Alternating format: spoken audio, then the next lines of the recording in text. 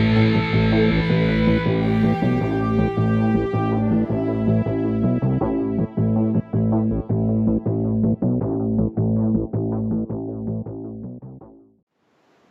afternoon. It's Monday, the 26th of September 2016, just after 1 o'clock. Welcome to UK Column News. I'm your host, Brian Girish.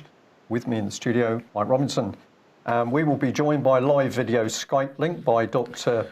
Graham Downing, who's going to be talking about matters related to health, but also I think there's some interesting travel restrictions coming in, which we're going to take a look at. Well, the weather interesting over the weekend, because here in Plymouth at least we had an enjoyable day on Saturday until the gale struck. I'm not sure anybody warned about that, but I take it that it was an unexpected patch of global warming crept in there. Sorry, climate change, isn't it? Of course, crept in. And today we've got a little bit of everything. So it's pretty wet in Wales. It's sunny in Norfolk. It's a little bit overcast and drizzly. It's obviously Monday. Yes. Drizzly in London. Well, where should we start? War and death? Syria, probably. Syria, yes.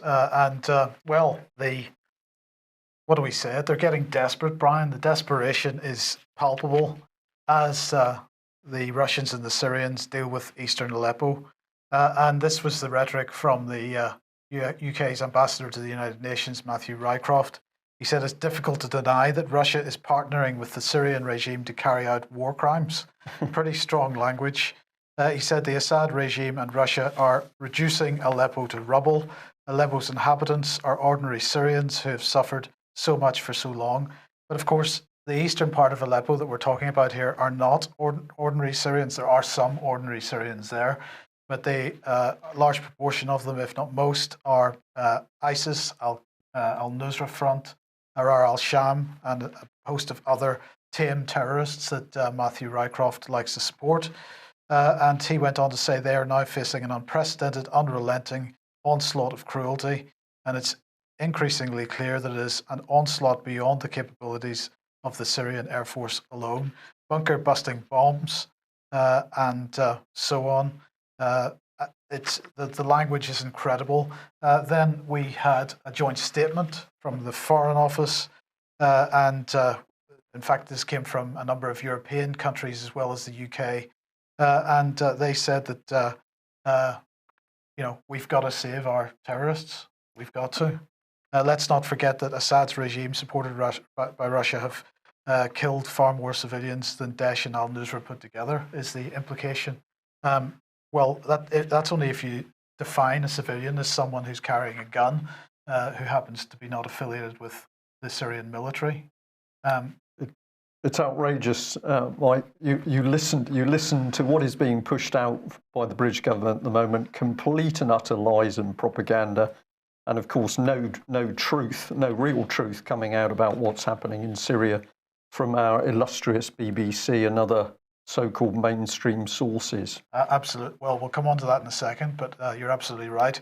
Now, the joint statement went on to say that they reaffirm their commitment to the destruction of Daesh in Syria and Iraq, and urge Russia to follow through on its pledge to actually focus on this group.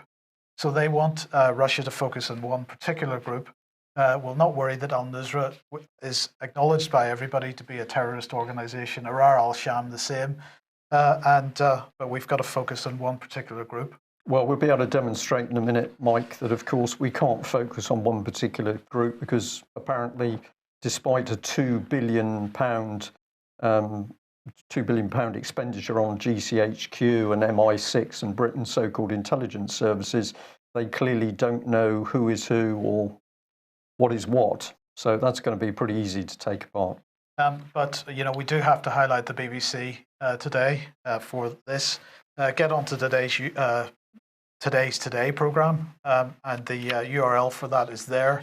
And if you fast forward through until about 2 hours, 40 minutes or so, you will hear a fantastic piece of propaganda from eastern Aleppo, allegedly from an English teacher who's living in eastern Aleppo. And personally, my assessment of it is that it was recorded at White City because it was clearly, to my mind, clearly manufactured somewhere outside of Aleppo. Each section of it was supposed to be an audio diary, day by day, from this person, and each section of it had a slightly different tonal equalization on it, to make it appear as if it's being recorded on different microphones from different places at different times. It didn't convince me. Yeah, all recorded under very difficult circumstances. Well, over the weekend, I was forced to tweet out this because this gentleman, George Osborne, had come out and he said Britain and the West fueled ISIS by failing to act against Assad in Syria in 2011. And I put that in juxtaposition with, of course, the statement that the Commons Foreign Affairs Committee had said that, well, actually, ISIS was fueled by David Cameron's disastrous policy in Libya. So Cameron helps to create ISIS by destroying Libya, and Osborne says that ISIS is fueled by not attacking and destroying Syria. Right. So it seems to me that at the moment they are utterly desperate, Mike. The propaganda isn't working. People are seeing through this. They don't know what they're doing, hence the panic. We've got to save our terrorists. But this is where it starts to get really dirty and very, very serious, because the Mail today is carrying a story that the RAF drone pilots who were involved in a devastating attack in Syria, which killed 62 government soldiers and led to claims that UK helped the Americans effectively breach the country's ceasefire, will be cleared by an official report. Just hold that on screen, Theo, while we comment on this, because of course we can say, well, if these men were told to fly these drones to a particular location and attack, that was the order that they were given.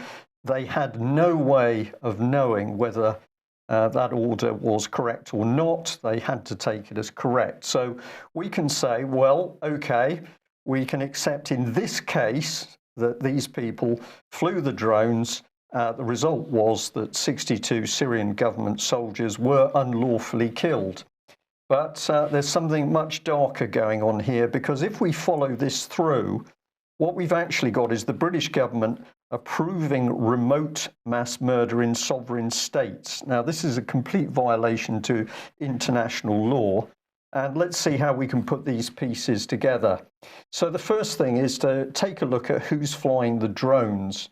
And this brings us straight into the Royal Air Force. This is part of the raf.mod.uk webpage. The critical, even battle-winning importance of a robust, versatile information, surveillance, target acquisition, and reconnaissance capability continues to push the Air Force into the exploitation of new technology, new airframes, and evolving tactics. So this is the organisation, ISTAR, and it says that targets are identified by, quote, intelligence, Mike. So this is all high tech. This is all, we're moving into a new area of technology, and trust us because we're all intelligent. Well, let's have a look at this one. This is another page from the RAF website. Encourage people to go and see this yourselves. And it says, as highlighted in the Strategic Defence Review, the likelihood of conflict involving non-state or failed state actors has been increased by globalisation. State-on-state conflict is likely to change in character, and on it goes. But really, all we're interested in is this statement. The British government is now judging whether it feels overseas governments have failed. And if David Cameron or Tony Blair feel that you failed to run your country to a sufficient standard, they label you failed state actors, and then they can attack you remotely. Well, of course, think what that means. Think of the condition of Britain at the moment. Virtually nothing works, from the NHS to education. We have people sleeping rough, people who can't feed themselves. We're producing armaments for vicious overseas dictators. And yet, apparently, we are the country that's going to be judging failed state actors. So the RAF is now aware of what they did the first time round. Any subsequent repeats of this means that the people flying the drones will be guilty of war crimes. So let's bring in the boss, Air Commodore Dean Andrew. And this was his comment on the drone killing. Relying on several different sources that are checked and cross-checked means there is a strong corroboration which leaves little room for single stream failure. Now, if you understand that language, basically what he's doing is departing from reality by praising a cross-check system that clearly failed. There's no other explanation for this. He's boasting about a system which he says, well, this is a really good system, but actually that system failed, and he didn't comment on it. So what sort of man is he? Well, we found this excellent article, Second Line of Defence, and here's the Commodore boasting about transforming the Royal Air Force I-Star force, a discussion with Air Commodore Dean Andrew. So let's bring him in. Here he is. And part of his talk, this is one slide from it, is what does good look like? And if you read through this slide, and you can freeze this on screen, of course, you will find that he's using the language of change and transformation. This could have come out of Boots the Chemist or perhaps a BP advert. And I'm going to say the more you read it, the more you realise something is wrong. So what might be wrong with this man? Well, it's newspeak. And here we are. I need to have people coming into the force who already have their aperture open and can drive change. And he stressed that you should have your aperture open if you come into the RAF. The overlapping Venn diagrams that we start to see across the RAF and defence, if we use an I-Star contributing capability lens, get bigger and more complex as new and legacy platforms and services become integrated. Now, this is dangerous language. This says this man has been reframed. He's no longer able to function as an individual applying proper intelligence and common sense.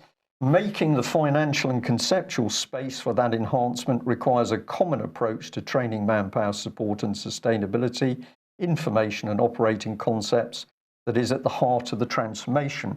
This is complete rubbish, and it's dangerous rubbish. And the last one, cultural change, where the aperture is opened for the team and they can embrace greater integration.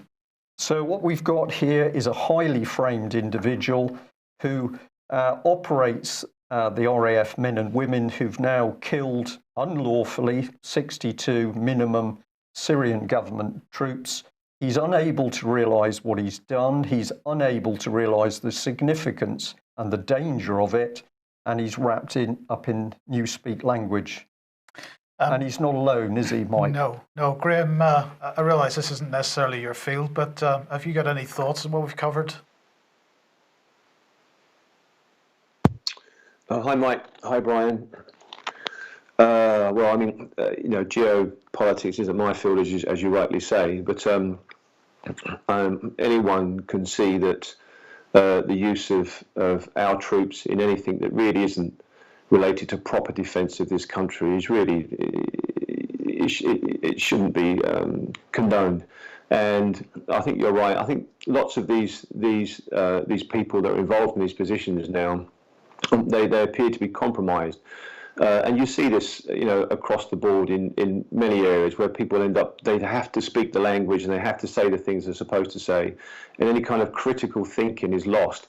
I mean, the use of our military to involved in anything that might result in the deaths of civilians unnecessarily and more for political gain than it is for any proper defence, and that has to be widely condemned.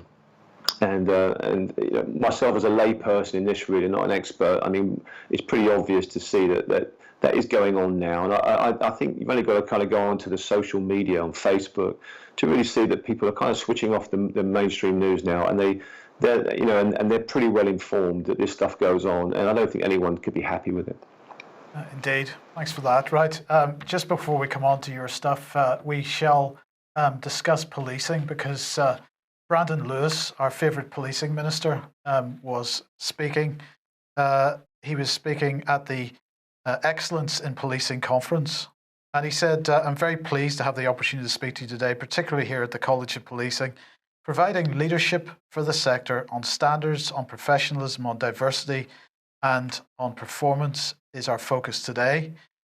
You will have heard a consistent message over the last 6 years talking about the reform of policing, and I know many of you will have played your role in delivering radical changes, including direct democratic accountability. He's talking about the police and crime commissioners, the introduction of the College of Policing itself as the professional body for everyone in policing. He lauded the cutting through of bureaucracy and stripping away of national targets, collaboration between forces, and opening up policing to the brightest and the best, developing the talent in policing and bringing in new skills and expertise at the same time. So we're going to focus on that a little bit because this comes back to the training aspect and the transformational aspect. And of course, recently we have seen how the police are behaving on our streets increasingly. And this incredible video of this policeman trying to kick in the windows of this car, and there were a couple of incidents involving the same man, but we've seen this type of behaviour before from the police, so then you've got to ask what is going on. Well, let's go back to Brandon Lewis. He said that workplace reform is improving the attractiveness of policing as a profession, and new recruitment initiatives like direct entry and Police Now are widening the talent pool and range of prior experience available to policing. Well, that's very interesting. I thought, let's have a look at a couple of these or one of these organisations. So I just chose Police Now. And here is the Police Now website, and here are the two founding members of Police Now. And I want to focus particularly on Tor Garnett. It says there, Tor joined the Met as a police constable in 2008. She's worked in a range of departments, from response team, domestic abuse investigation team, and so on. And she's now working as a detective chief inspector in the Met's Counterterrorism Command, SO15. I discovered this document here, the Review of Police Leadership and Training, and this was created in 2010. And this was Theresa May's commissioning letter whenever she was Home Secretary, 2010. And she's telling us what a great thing transformation is, what a great thing leadership is. She's using all the common purpose language. And as we go through this document, we discover that a police constable called Tor Garnett was part of the working group doing this work on transformation and police leadership and so on. As we scan on through the document, we discover that who's involved amongst the organisations that are providing evidence, but common purpose themselves. The organisation that was harbouring paedophiles and not taking any action. Absolutely, absolutely. So Tor Garnett then was still a police constable in 2010 when she took part in this pretty high-level review. And then here we are 5 or 6 years later, and she's a detective chief inspector. So that's quite a rise through the ranks. Of course, if we go back to what Brandon Lewis was saying about policing, he's saying that the Home Office's approach is underpinned by a belief that lasting transformation can only be successful if it's genuinely police-led. But of course, it's not genuinely police-led because organisations like Common Purpose, the CBI, the paedophile protector herself, Sarah Thornton, who was Chief Constable of Thames Valley Police at the time, and another Common Purpose graduate, we should note, the College of Social Work, which itself is infested with common purpose. These people are all providing policy proposals into the transformation of the police. And so to Brandon Lewis, I'm going to say it's hardly surprising that we see the type of behaviour that we've seen from the police in recent months and years, when we've got this type of ideology being pumped into the police, and when this type of ideology, of course, is running organisations that are recruiting and fast-tracking people into the police. So when people can become police constables and within 5 years be detective chief inspectors, there's clearly a fast-track process going on there. Police Now, common purpose-related organisation, perhaps. And we end up ultimately, Mike, with people who have been mentally reframed and they're unable to think properly. So what was going on in that young constable's mind as he's trying to bash his way through the car? window, he looked dangerous. That man looked dangerous, aggressive and dangerous. If the same behaviour had been shown by a member of the public, they'd have been tasered and probably killed in a police cell.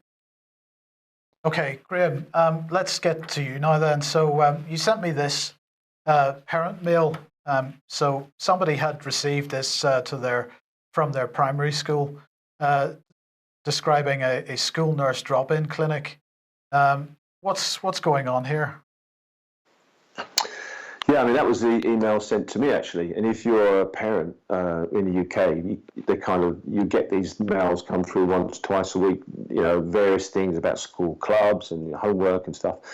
And this came through, and I looked at it, and I thought, okay, that sounds interesting. They want us to go and have a little drop-in to see the nurse.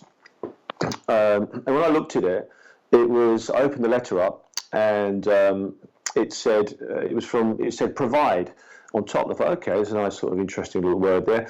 And then it went on and said, are you worried about your kids? And if they've got any problems, come and see the school nurse team. Now, the school nurse team is in capitals, as you can see. Right, so we have this slide here, Graham, and this is what you received. Absolutely. This is the kind of letter when you open up the mail. And it says, come and drop in. There's a drop-in session. It's all lovely. If you've got weight problems with your kid, or they don't sleep, or whatever else, just pop in. Anything. You don't need an appointment. And I thought, that looks interesting.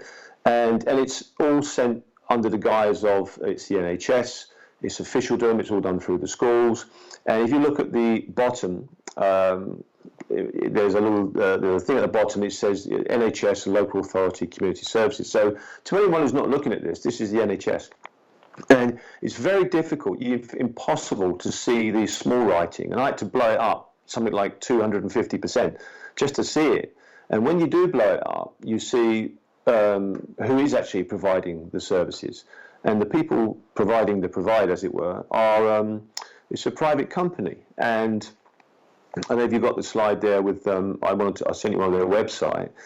But they quote themselves, we provide services across Essex and Waltham Forest and Redbridge and Cambridgeshire and Peterborough. It's a huge company. And they earn approximately 54 million a year. And they employ a load of people. And they serve communities with a total population of more than 1.9 million people. So now, there's nothing wrong with private companies providing services. What is wrong from my point of view, is that it's hidden as being the NHS, almost masquerading as the NHS. And the problem that I've got, and we discussed earlier, is that this is happening more and more with the NHS. More private services have been brought in, kind of under the umbrella, as it were. So you think you're getting an NHS service, and you're not getting an NHS service, you're getting a private service. And then my concern is, and I mentioned this earlier to you, Mike, is what happens down the line when they decide to flip the switch and start charging for these things to you. And then you turn around and look around, and suddenly your NHS is almost completely gone. And I just take issue of them not being clear that this isn't the NHS, this is a private for-profit service. Right, okay, so I just wanted to highlight this then from NHS Choices, because I think you sent me this. This describes Provide, and it explains that Provide is a community interest company.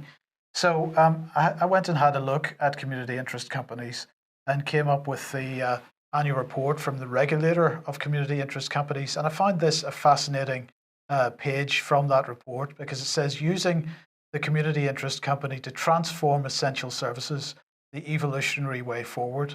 So this is the annual report for the regulator. And to paraphrase this in my own words, this is my view of what I'm reading here. This looks to me like what they're doing is an interim step where they're permitting people that perhaps have worked in the NHS in the past to set up community interest companies which are sold to us as being for the benefit of the community, but which are profit-making, so they're not charities. At some point, well, what we're saying is that there's, I think in this report it said that there are 12,000 community interest companies in the country, and that last year about 10% of those failed, right? So at the moment we have an NHS which is failing in many, many ways, but particularly financially. And then we move services into community interest companies, which are supposed to make a profit, which is therefore the benefit of the community. But let's say it doesn't make a profit. Let's say it makes a small loss year on year.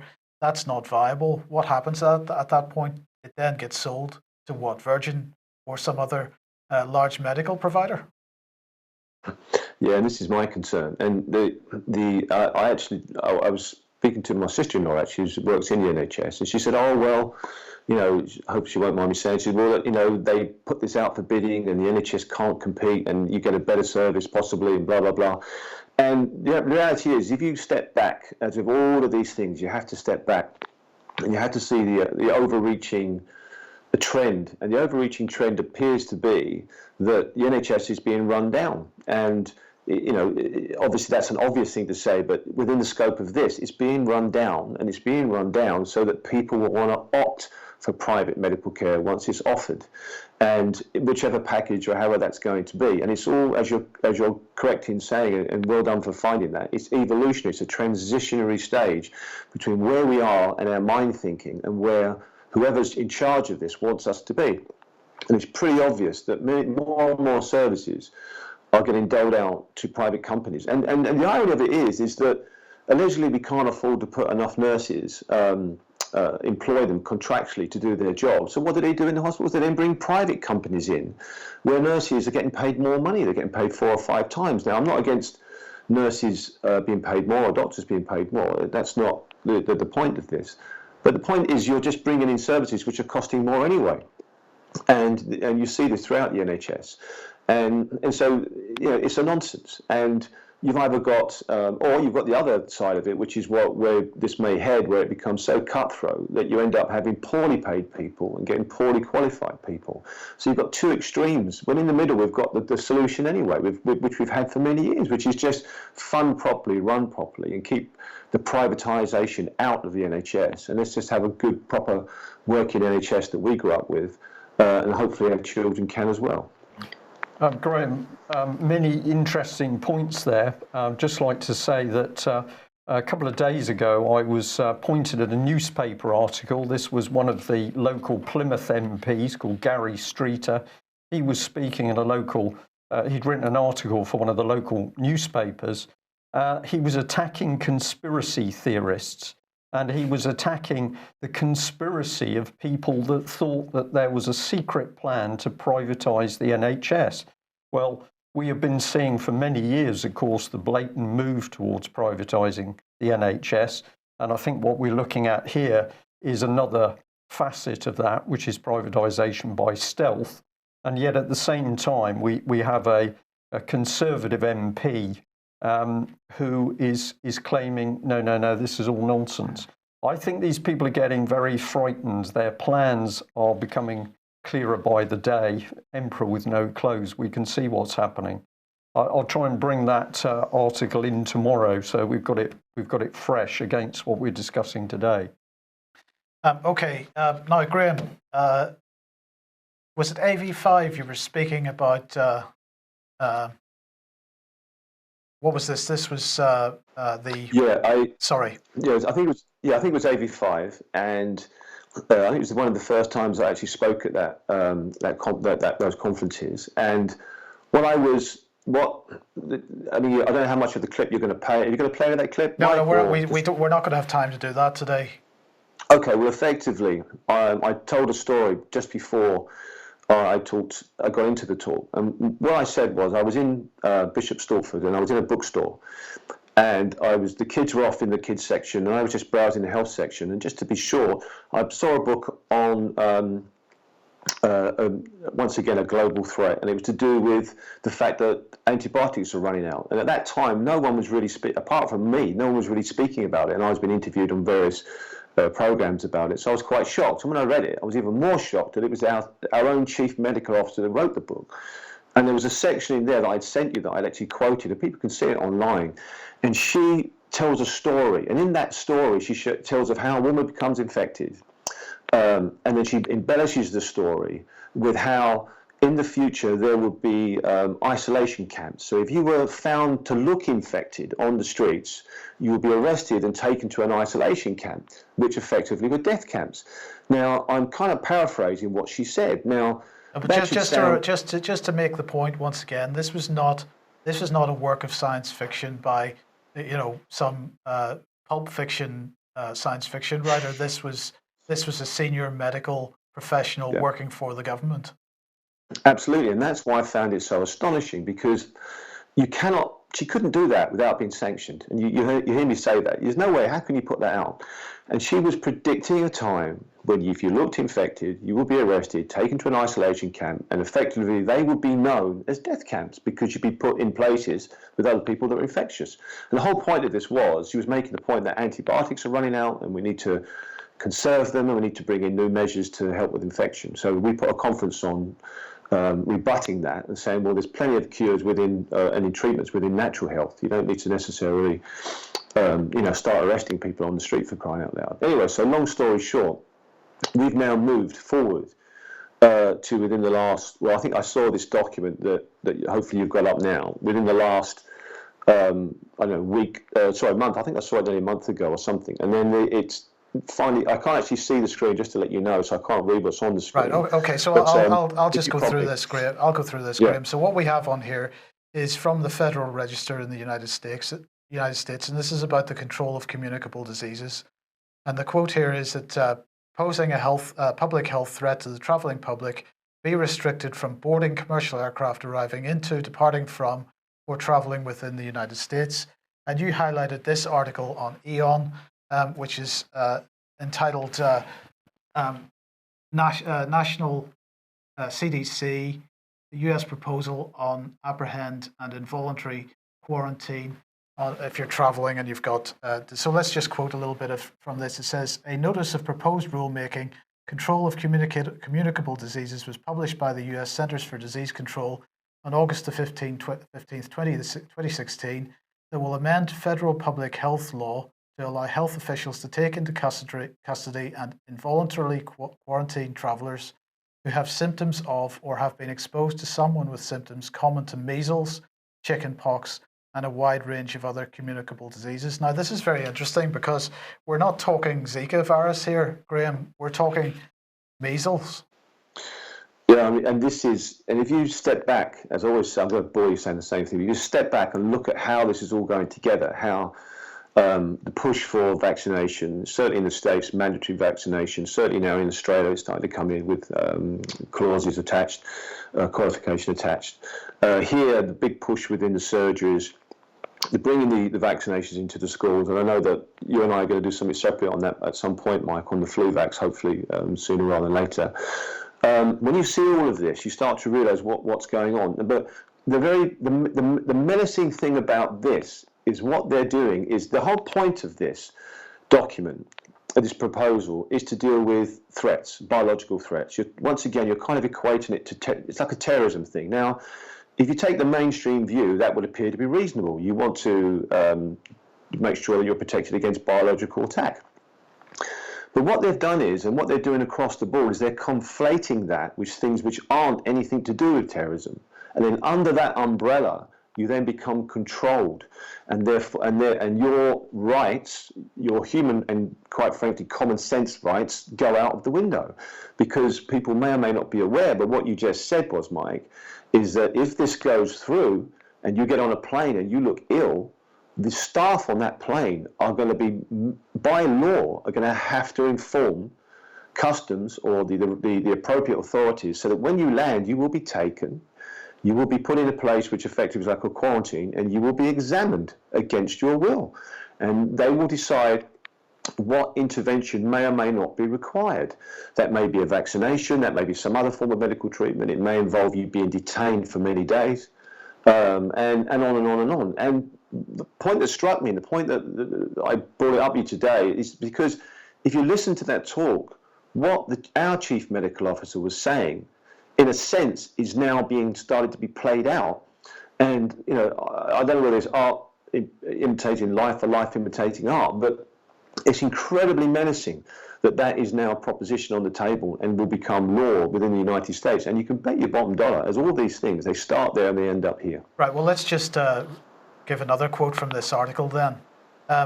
It says here, this is a clear case of federal government overreach, said Barbara Lowe Fisher, NVIC co-founder and president.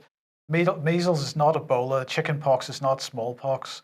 US health officials should not be expanding police power to take people into custody and place them in involuntary quarantine whenever they believe someone is sick or could become sick with illnesses that are far less serious than hemorrhagic fever and the plague. It's all to do with the wording.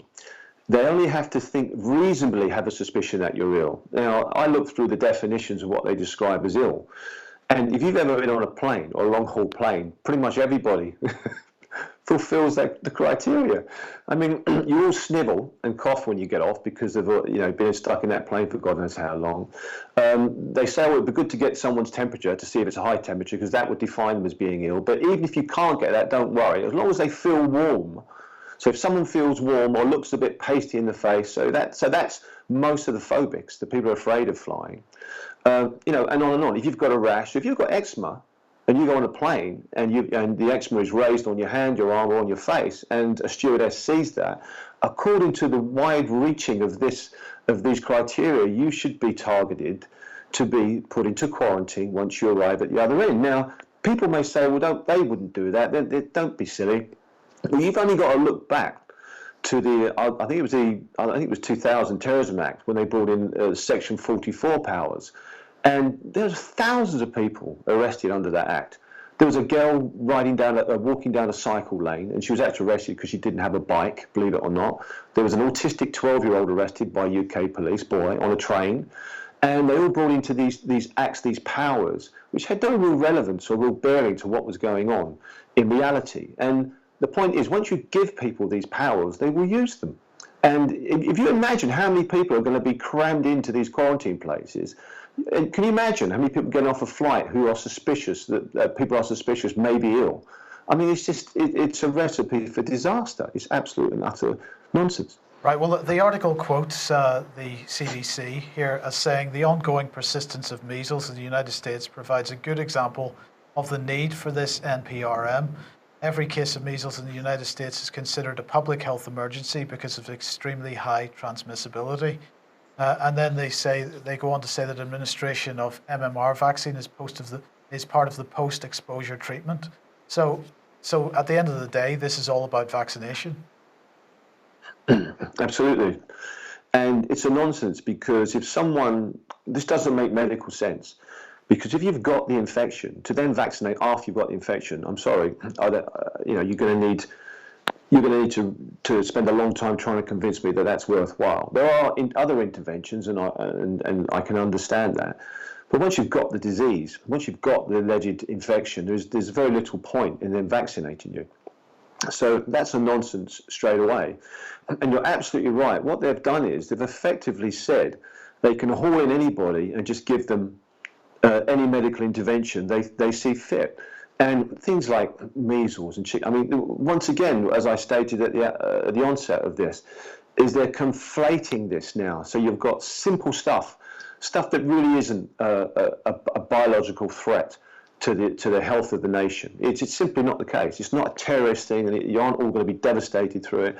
And they're conflating this thing. So now it's all wrapped in this law, and you're going to get a policeman or somebody in authority who's now going to come in and act in those powers and in the presence of that feeling that you are a threat. And this is ridiculous. I mean, this is Orwellian on acid, Orwell on acid. This is just complete and utter nonsense. And, you've only got to go back to the 60s and before. I mean, there's a whole discussion you can have about vaccines, whether they work, whether they don't work, the criminality involved with companies, how much they're fined every year, the autism, the whole 9 yards. You can do all that. That's a whole other show. That's about 20 other shows. But just looking at this in just simple common sense, in a common sense way, this doesn't make any sense. But the problem is once this gets into law, that doesn't matter anymore. Yeah. Officials will act. You will be hauled away, and I mean it's absolutely affected my view. I've got family in the States, so I'm now thinking, wow, do I really want to get on a plane anymore if this goes through to go to America? Graham, it doesn't make sense unless you say it's a malevolent agenda, that this policy is being put together because it has got an unpleasant end result. Then everything starts to make sense. And you're talking about medical treatment, enforced medical treatment like vaccination. But of course, what we've got happening in UK at the moment is the terminating of particularly elderly people in so-called care environments. And one of the key parts of that is that food and drink are now deemed to be medical treatment. So if there's a decision that medical treatment can be withheld, that means they can be starved and dehydrated to death. And I'm going to say in the next week or so, we'll have a fascinating interview, which is entitled Mechanics of Modern Murder, which is going to be talking about that very process of simply wiping out particularly elderly people by this very sinister type of policy. So it doesn't make sense, it's nonsense. Well, that's the initial look, but if you look deeper, it makes absolute sense because we've got a very vicious regime installing itself. Right. Yeah. Quickly, yeah, I think, and many people don't want to go down this route because it is a bit awful. We want a nice life, we want to have our kids, go to work, get a good job, blah blah blah. We don't really want to be interested in this stuff. But the point is now, this is like a tsunami coming at you. It's coming at you, or just keep it simple. It's something that is lapping at your feet now. And if you don't watch out, it will be a tsunami. So you have to get up, you have to get informed, and you have to now inform others and ensure that good common sense prevails and not this, which appears to be Naziesque regulations and laws are coming in. And we need laws that reflect humanity, not laws that reflect whatever you want to call this. I mean, quite frankly, it's pseudo-fascist. If you know, not that I like using those terms. Okay, thank you for that, and I totally agree. And I think it is fascistic is the right definition, because we need to bring in the big society communitarianism, and we've got the beast pinned down. What do we do about it? Well, tomorrow night in Glastonbury, we've got a follow-on meeting. What is it to do with asserting the rule of law? We are recognising that law has broken down in UK. We have got a fascistic type government in place. How are we going to deal with this? We need to reassert the rule of law. So if you didn't make the first Glastonbury meeting, this is a follow-up, and that's in the town hall tomorrow evening. Okay, good news, Brian. Good. We always like that, Mike. Yes, because we know that the Bank of England operates in society's best interests, and they want to tell us all about it. And we mentioned a few days ago, last week, that the Future Forum, the Bank of England's Future Forum 2016 is taking place next month. Well, they have followed that straight up with a new website called the Knowledge Bank. Here it is. This is a Bank of England website. And what's this all about? Well, here's what they have to say. What we do at the Bank of England affects everyone. However, our polling revealed that only 1 in 4 people think that the bank is good at explaining its actions and decisions in terms they can understand. So this is the economy made simple. They want to change this perception. So the bank has set up its first ever public light bulb icon understanding team. I think that's a misprint there. With the sole objective to improve understanding about what they do, and most importantly, how what they do affects our day-to-day lives. So the Knowledge Bank, there you go. Well, I'm feeling better already, because clearly these are the people we should be trusting. They've got our best interests at heart, and they're kind, moral, upstanding people who are going to produce a better world. Absolutely. Now, we've been pointing out that the House of Lords is under threat, and we've been suggesting reasons why that's not such a great thing. They've decided to take action to try to prevent any more draconian changes to that institution. So they're going to throw out 200 of the 820 odd peers that there are in the House of Lords. This is a cross-party group of peers, according to The Sun, who have agreed that that the House of Lords is too big and they need to get rid of some of them. They're proposing that once they've reduced their numbers, that if more life peers are created, that they will not be allowed to sit in the House until a place becomes available for them. They're basically hoping that this will be enough to prevent any further sort of degradation of the rule of law and the Constitution and removal of them as an institution. The danger, I think, in this is to make sure that they do not choose the crossbenchers. So there are 255 Tory peers in the House of Lords, 209 Labour peers, 105 Lib Dems, and 177 who are independent of all party politics. So it would be nice to see some of the lesser members of the Tory, Labour and Lib Dem parties being removed rather than some of the independents. But nevertheless, this is constitutional reform. It is, of course, yes. Graham, this one's for you, really. I saw this article in the Mail today, and I think it was yesterday, sorry, and it says patient with rare, sorry, Theo, if we can put that up, patient with rare heart condition dies after asking doctors to turn off her pacemaker in the UK's, quote, first assisted dying case. And when I looked at the circumstances of this, the person had a pacemaker, they asked for it to be switched off, but many of the comments at the end of the article were really suggesting that, of course, this is inflammatory language by the Mail because it's not the first assisted dying case, because as Brian's just mentioned, withdrawal of food and water is done on a regular basis on the basis of removing medical intervention.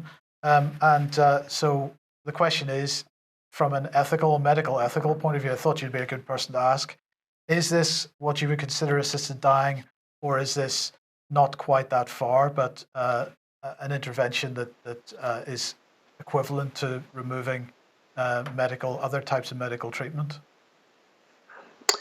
Well, I mean, if you think standard geopolitics is a problem, then open up this can of worms. I mean, this is a nightmare of an area, because obviously there are people that are suffering incredibly, and all witnessing that, thinking that there's nothing they could do, and they wanted to help that person, family included, would probably want, if possible, to allow their loved one to pass peace.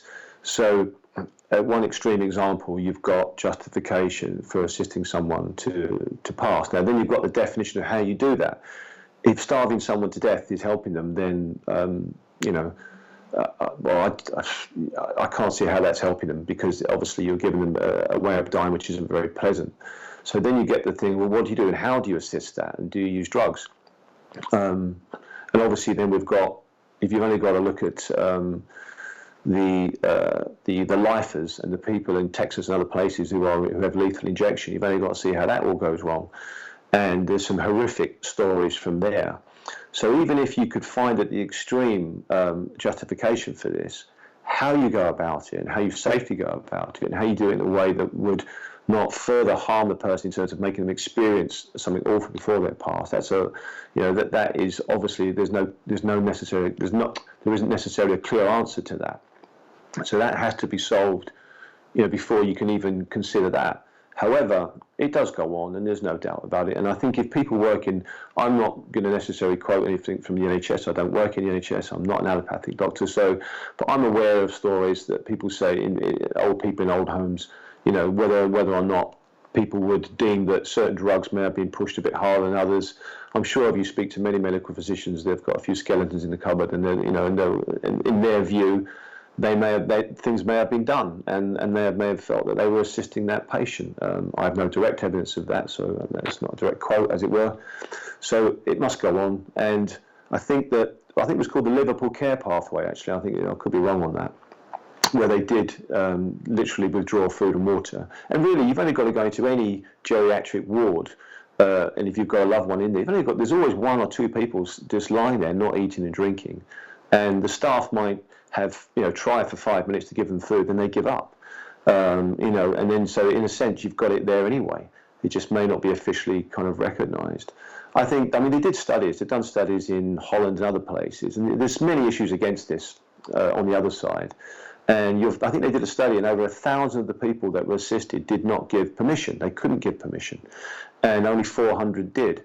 Then you get the thing of many disabled people would want to take their life, but not necessarily because they're disabled, but because they don't have the services and the provisions that should be given to them, and they become frustrated and depressed.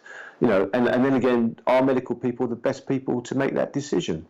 Just because they're good at medicine doesn't mean they're good at ethics and law, and so and on and on and on and on and on.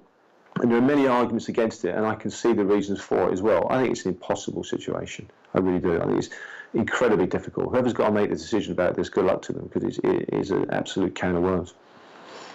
Okay, well, I think we'll be having more on that subject coming out, as I say, over the next couple of weeks. I think we should leave it there. Yes, I think we're just about the end of the news. Graham, thank you very much for joining us. Pleasure to have you as always. Just a reminder again, if you can possibly get to that Glastonbury meeting, please do.